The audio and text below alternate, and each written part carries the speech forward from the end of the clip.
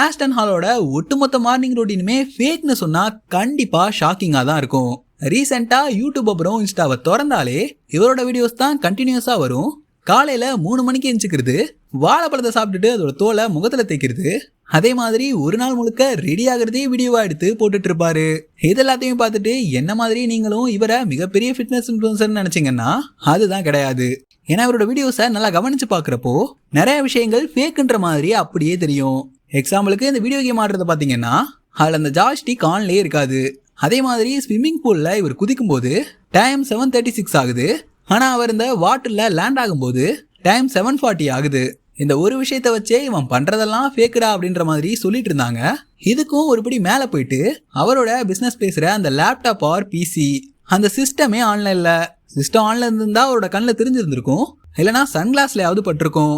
இதெல்லாம் பார்க்கும்போது தான் இவர் பண்ற எல்லாமே ஸ்கிரிப்டட்ன்ற மாதிரி தெரிய வருது. இதை பத்தி நீங்க நினைக்கிறீங்க அப்படின்றத மறக்காம கீழே கமெண்ட்ல சொல்லுங்க.